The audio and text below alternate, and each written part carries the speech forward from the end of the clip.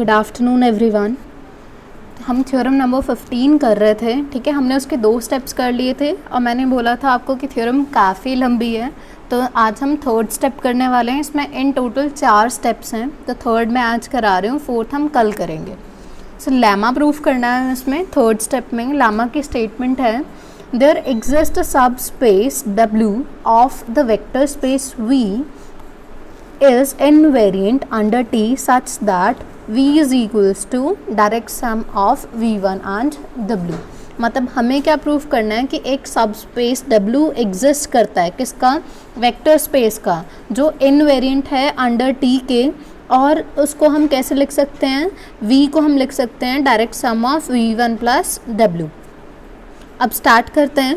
So let W be a subspace of V of largest possible dimension. मैंने कोई भी एक सब स्पेस ले लिया जिसकी लार्जेस्ट पॉसिबल डायमेंशन है, ठीक है। इससे बड़ा कोई भी सब स्पेस एग्जिस्ट नहीं करता, सच दैट V1 और W की जो इंटरसेक्शन आएगी that is generated bye 0 only, मतलब 0 ही होगा।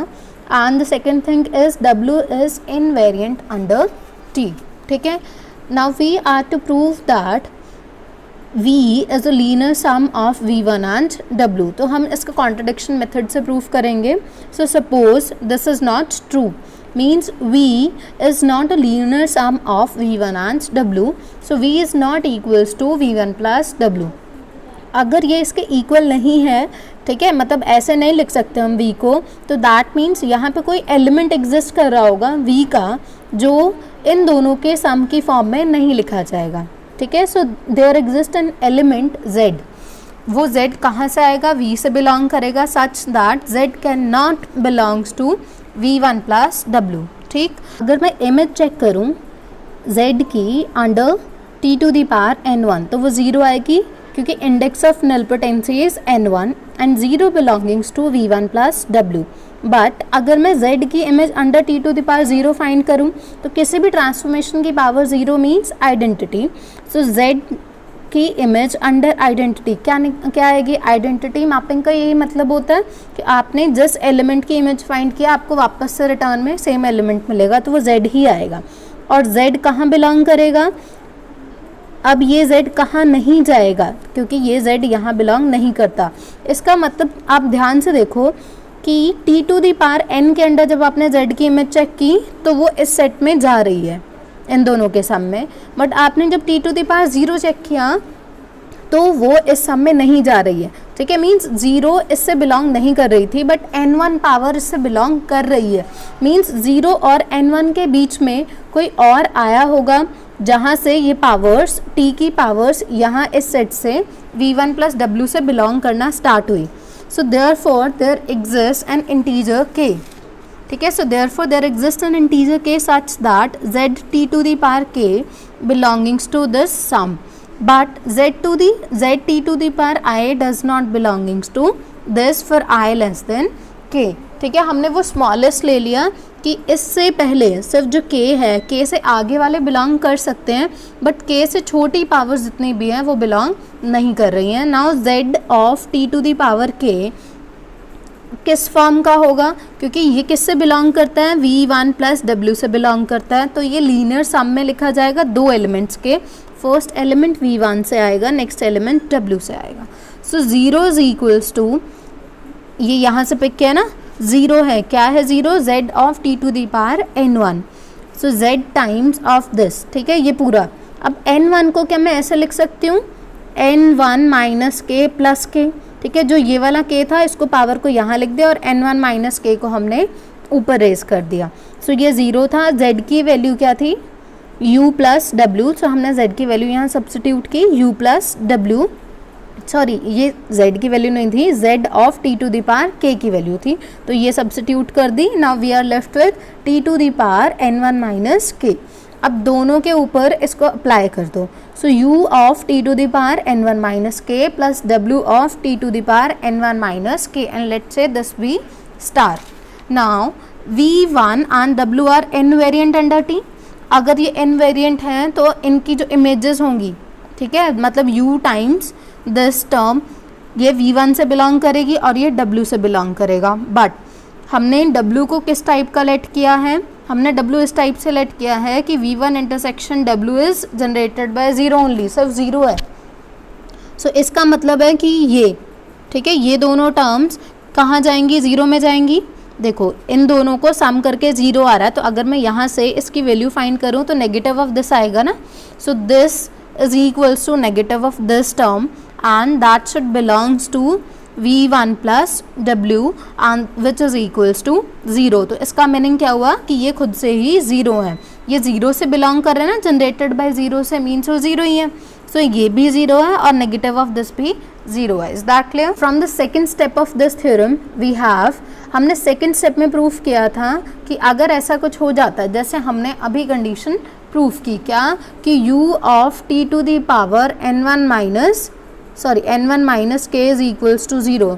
सो u किस फॉर्म का हो जाता है, u naught t to the power k for some u naught belongings to v1। ये सिर्फ सेकेंड स्टेप लिखा है मैंने और कुछ भी नहीं किया। So z of t to the power k is u plus w, u को यहाँ सब्सटीट्यूट कर दो, हमने सब्सटीट्यूट किया। अब हम एक और एलिमेंट कंसिडर करते हैं z माइनस यू नॉट, ठीक है, ये वाला z और ये वाला u नॉट, इन दोनों के डिफरेंस को हमने ले लिया z1। z1 की इमेज चेक करते हैं, t to the power k के अंडर क्या आएगी।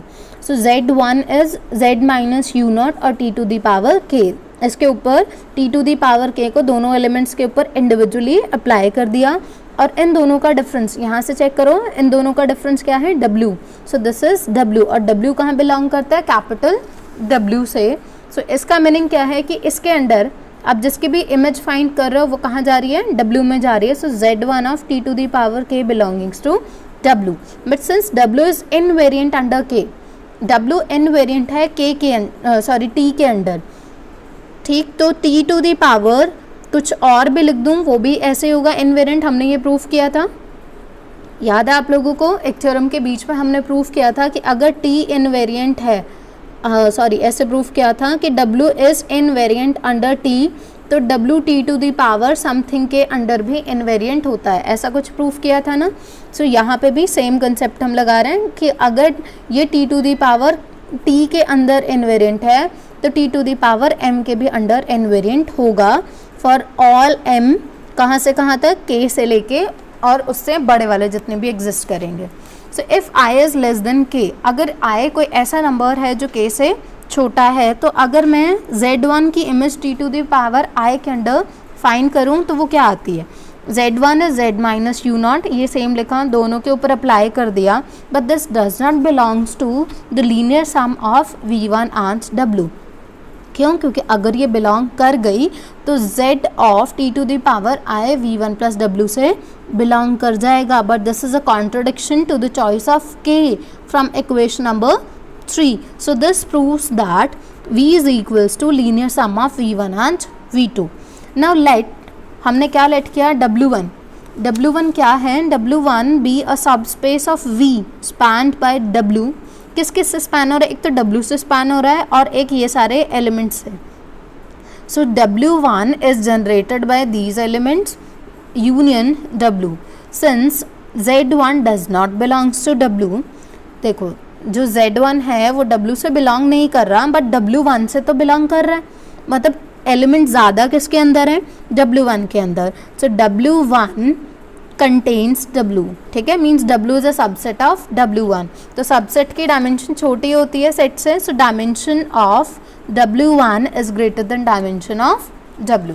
So now Z1 of t to the power k belongings to W and W is invariant under t, so this implies W1 होगा वो भी invariant हो जाएगा t के अंदर। Since W is a subspace of V of largest possible dimension, ये तो first step में लेट किया था कि W subspace था largest possible dimension का, such that उन दोनों की जो इंटरसेक्शन थी वो 0 आ रही थी। अब यहाँ पे W1 भी एक उसी टाइप का सबस्पेस आ रहा है, बट W स्मॉल क्या था, लार्जेस्ट था, तो इसका मीनिंग है अगर मैं W1 और V1 की इंटरसेक्शन करूँगी तो वो 0 नहीं आएगी। So there exist some non zero element belongings to this intersection. So V dash ले लिया हमने वो element, so that V dash should be equals to some element of this W plus ये जो V1 जिससे जनरेट हो रहा है ये पूरे, ठीक है। ये किसका एलिमेंट है, ये इधर से आ गया और ये W इधर से आ गए, ठीक है। ये पूरा क्या होगा, नॉन ज़ीरो होगा, not equals to zero, and V dash belongs to V1 plus W। Also the scalars, ये जो स्केलर्स हैं अल्फ़ा 1 अल्फ़ा 2 अल्फ़ा के यूज़ किए हैं, ये सारे ज़ीरो नहीं होंगे। क्यों ज़ीरो नहीं होंगे, ध्यान से देखो, अगर ये ज़ीरो हो जाते हैं तो इनको ज़ीरो सब्स्टिट्यूट करो यहाँ, तो क्या बनेगा, V dash is equals to W naught, ये सब तो ज़ीरो हो गया, और W नॉट कहाँ बिलोंग करता है, W इंटरसेक्शन V1, जो कि ज़ीरो हो जाएगा। तो इसका मीनिंग क्या निकलेगा, V dash is equals to zero. So this is a contradiction, क्योंकि V डैश क्या है, नॉन ज़ीरो है, तो सारे स्केलर्स क्या है, ज़ीरो नहीं होंगे, तो कोई ना कोई नॉन ज़ीरो होगा।